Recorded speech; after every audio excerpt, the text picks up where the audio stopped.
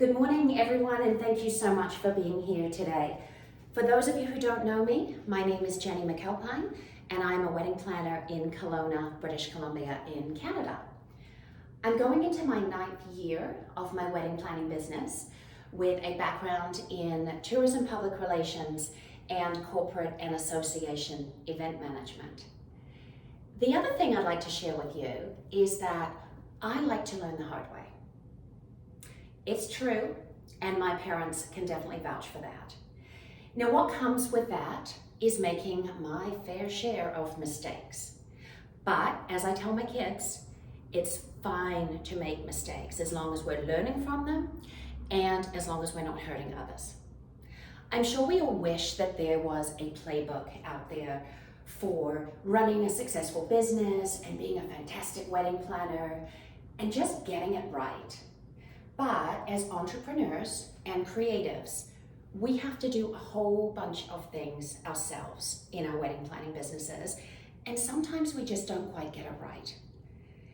So I'm really happy to be here to talk to you about some of the common mistakes that people make in their wedding planning business. And these are 5 things that I've learned, and I've learned them the hard way. And for me, they have been the best lessons. So let's get started. Number 1, don't be everything to everybody. When I started my business, I was so excited, and I was excited when someone signed a contract, and then even more excited when the deposit arrived. In the early days, I said yes to all sorts of things that the couple needed. I offered all kinds of different services, probably not a lot of separation in between them, and I definitely did more work than what I charged for. I took budget clients, average budget, large, small guest counts, large guest counts, all kinds of different venues. I really didn't have a clue who my ideal client was. And then there was the add-on service of offering setup and takedown of a couple's decor. What did that look like? Well, that was a huge added stress to my assistant and I on the wedding day. On top of all of the wedding planner duties that we had, we were also unloading stuff from my car. Sometimes it was a U-Haul. And then we were trying to read the mind of the DIY couple. What went where? Trying to be crafty when I'm not. Trying to make something look like an incredible Pinterest board when it didn't. It just wasn't me.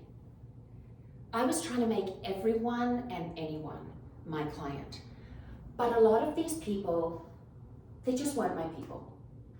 I realized I wanted to be a wedding planner who loved what they did.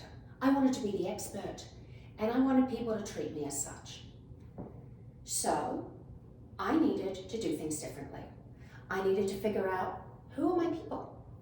I needed to let them know that I was here, and I'm here, and you need me. So I made a list. I made a list of all the things that I'm really good at. And I made a list of all the things that I love doing. And I joined them into one list. And this is what I'm going to offer. I do this, and I do that. So I did partial planning and full planning.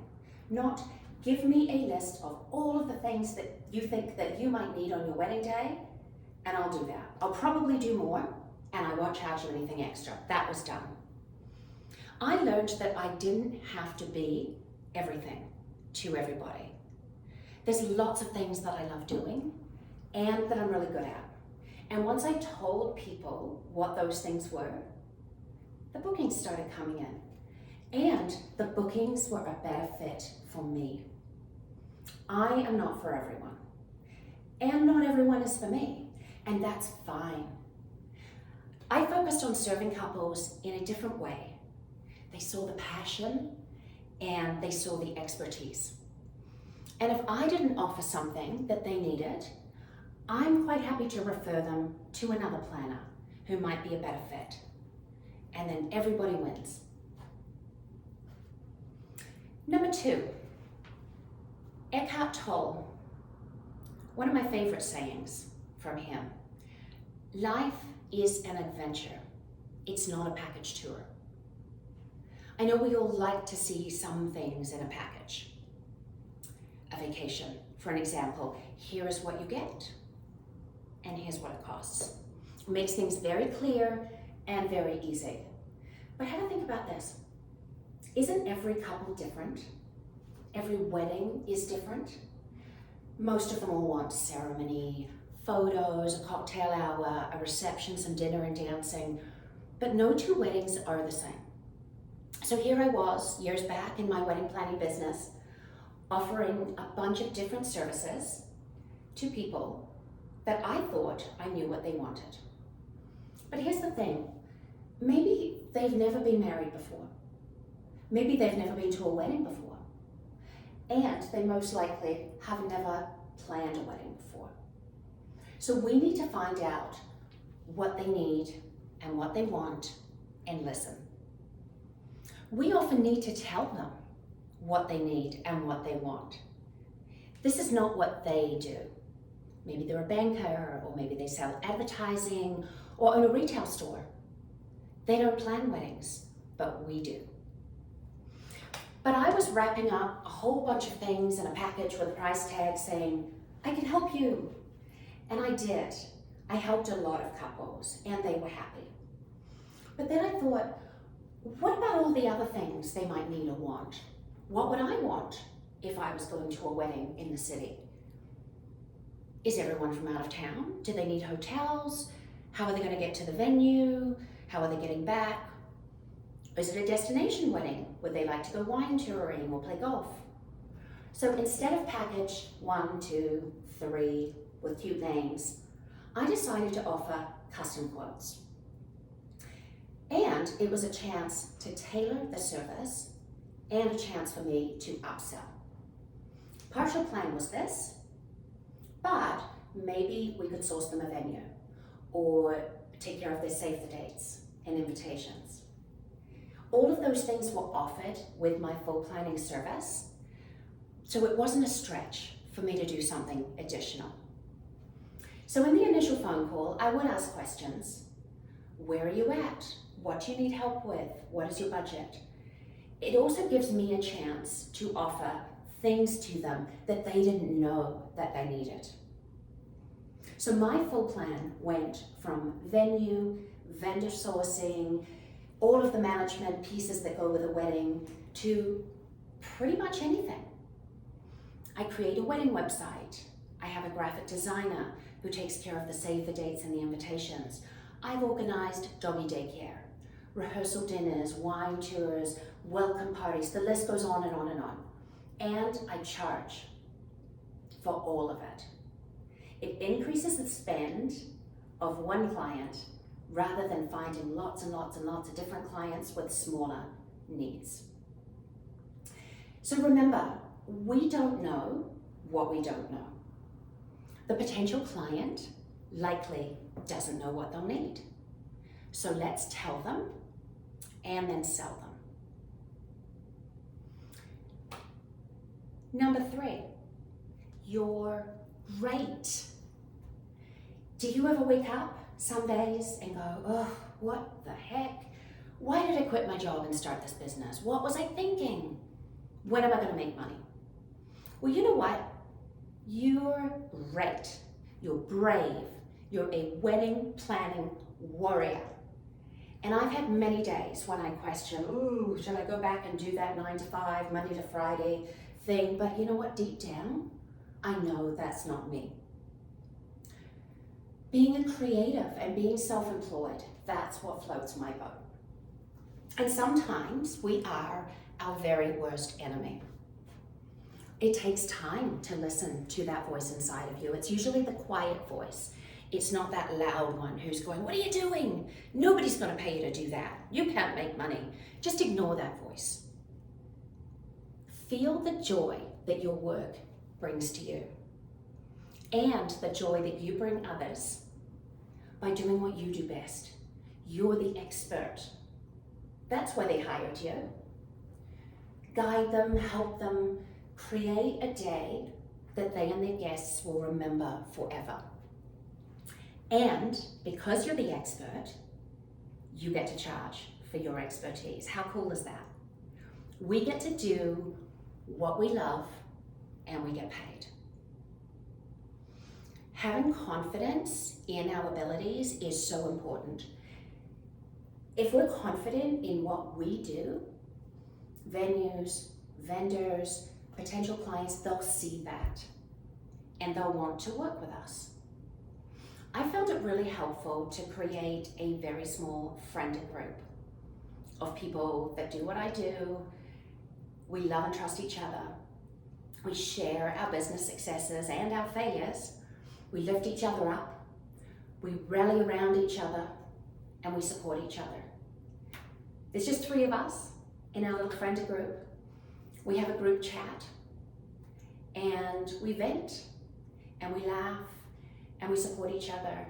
And other people in our life quite often don't understand what it is that we do and why we do what we do. And so having those frienders is really, really important. We'll get together every so often and we'll have lunch or brunch for a couple of hours in our cone of silence and nothing gets out. We tell each other, "You're great." And we also tell each other if we need to pull our heads in. I recommend telling yourself every day that you're great. You're where you should be. And if you don't have wedding industry cheerleaders, I suggest you start messaging people that you like and you admire and that you love to hang out with. Number 4, I'm just not that into you. If you Google intuition, you will find all kinds of concepts of psychology and philosophy explaining different schools of thought on intuition. But in short, intuition is a cognitive faculty, and it's something that we learn over time, or we don't. The first couple of years of my business, I wasn't super young. I'd been to school, I'd traveled the world, I lived in different countries, I had children, I had lots of different jobs. And I thought my intuition was pretty darn good. Maybe it was, but maybe I wasn't really listening to it because I was taking on couples that weren't a fit for me. I know we sometimes think, oh, I've got to take them on, I need the business, I need the money. But taking on the wrong clients takes up that space in your mind and in your life. And think about taking up that space with grateful and gracious people who will pay you and who value your skills. Here's an example of someone taking up a lot of my sanity and time. Lovely bride. I met the groom for the first time at the rehearsal, and the bride's mom. Lovely people. Terrible clients.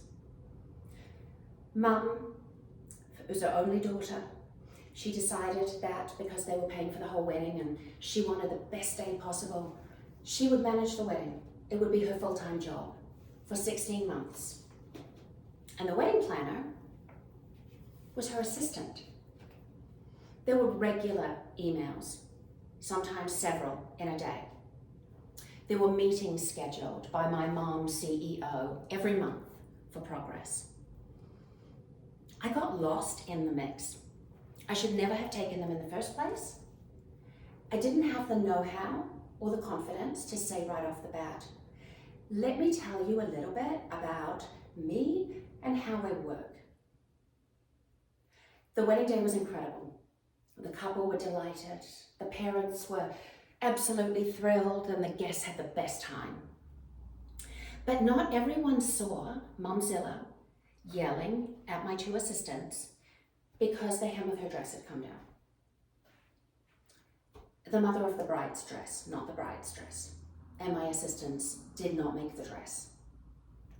And then there was Momzilla checking her watch, looking at me all day. My lesson is initial phone call. They said they were both going to be working with me. Oh, Mum is amazing. She's so organized. She's such a good planner. What I should have said is, oh, that's fantastic. How wonderful that you've got a mom who is so hands-on and she wants to be a big part of your day. So this is how we work, and I feel like we're not going to be a fit, but let me give you a list of some other planners that you can connect with and you can check in with them. Compatibility is a must. What we do is personal. We're part of someone's inner circle, and we're spending time with them and guiding them on one of the most important days of their life. Why share that space with someone that you don't like or don't enjoy and doesn't respect us or what we're doing? Oh, I have numerous tales. Clients I should have turned down, but I didn't, because they chose me and I was happy and I was getting paid. But they caused me so much stress and so much time away from my other couples and from my life. There were times where my husband couldn't wait until Jane, or whoever it was, got married and hoped that there would never be another Jane until I let the next one in. Sometimes Jane would provide a spreadsheet for a budget or planning schedule and say, this is how I would like to see things, please. Or Jane, who needed 7 in-person meetings to discuss linens. And then there was Jane, who had to walk the reception space before the ceremony to check on the place settings and decide if she should move anybody. I could go on. If the initial call or meeting with a prospective client rubs you the wrong way, or you've got that spidey tingle that says, ooh, I'm just not sure that I really like this person, I invite you to think about this. When someone shows you who they are the first time, believe them. The more we practice our intuition, I feel like it gets stronger. Sometimes it might be wrong, but I promise you, it's better to occasionally be wrong than being stuck with a whole wedding season full of Janes. And finally, this is actually probably the most important, but I've saved it for last. Lack of boundaries invites lack of respect. So, wedding planners, look around you. Look at the person next to you. Smile at them. Nod your head if you're a wedding planner. Yeah. And nod your head if you're a people pleaser. I'm pretty sure that's most of us, right? Many of us go into this business because we love gorgeous things, beautiful events, planning and organizing. A lot of us are about service, serving others, helping others, pleasing others. Am I right? And that's awesome. Yay, us. We love our work. But that shouldn't mean that we don't have boundaries. When I started my business, I thought I needed to be busy and look busy 7 days a week. I would schedule calls at different times of the day and night, emailing day and night and weekends. I was a business owner. And what I thought that meant was that I got to work whichever 16 hours of whichever 7 days a week I wanted. It made me feel important and, busy. But what was I really doing? Was I working effectively? Was I making progress? Not really. I was tired. I was resentful, and I wasn't loving my work. I was burnt out, and clients' expectations were getting larger. I didn't know what work boundaries were for the self-employed, especially the self-employed, people-pleasing wedding planner. Boundaries are imperative. Boundaries are part of our self-care. Boundaries protect us from creating and encouraging irrational narcissistic clients. and boundaries protect us from ourselves. So I needed office hours. What were they going to be? Wedding season was extra busy. Maybe I take a Sunday off. Couple of afternoons during the week. That's what my week's going to look like. We're self-employed. We can tell people when we're open and when we're closed. We get to make those decisions. Yes, maybe in the off season or the quieter times, we do a 4-day work week. So I decided on my days off and I crossed those off in my calendar. I scheduled vacation time with the family and maybe took days off here and there in wedding season just to replenish.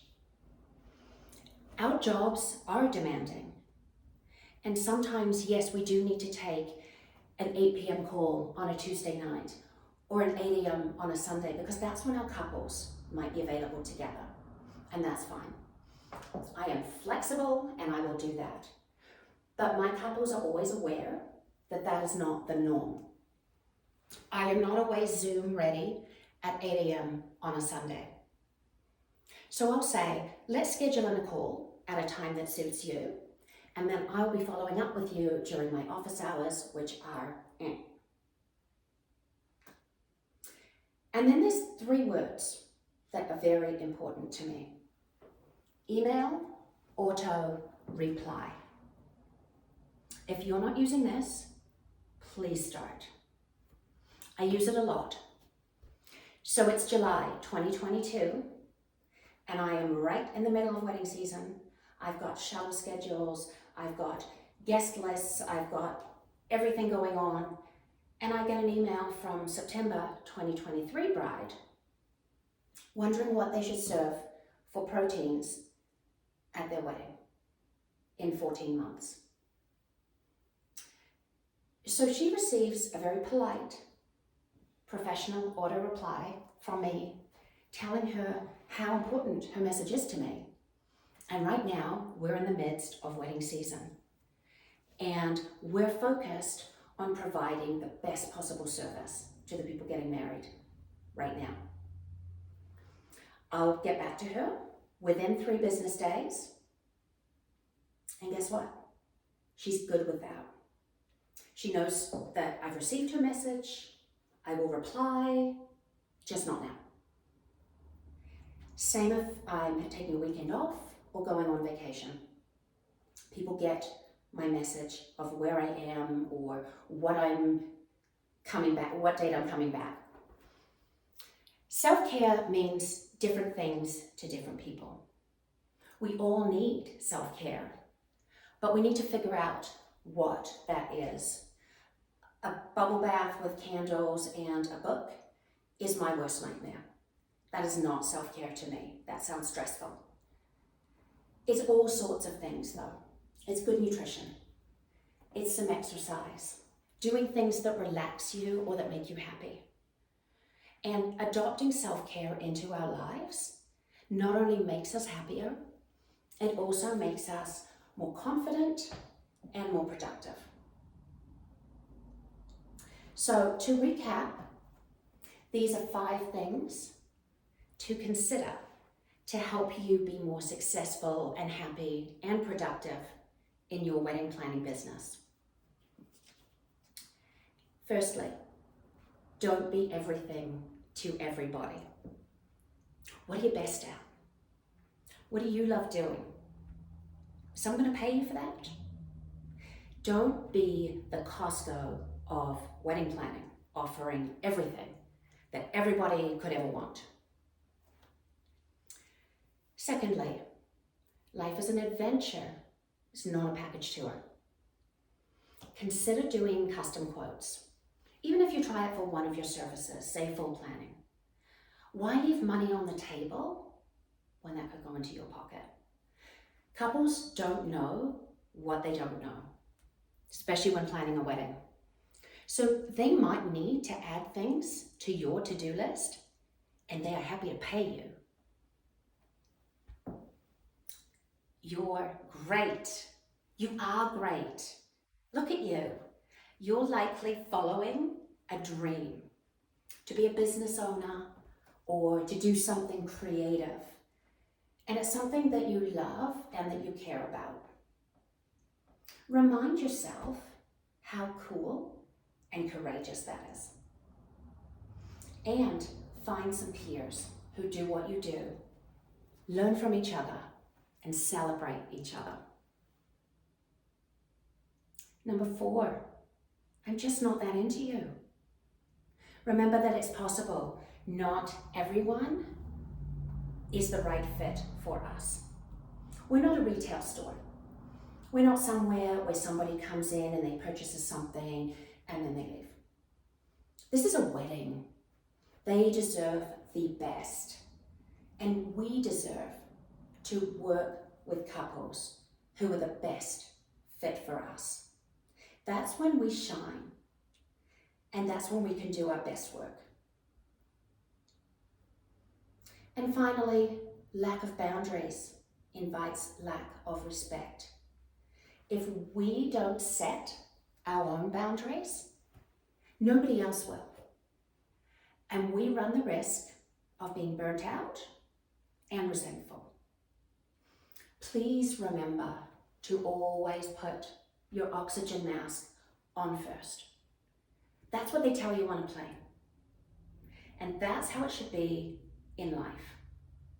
That means taking care of yourself, your mental, your emotional, and your physical well-being, and setting hours for your work and hours outside of work for the things that you love. Thank you so much for being here.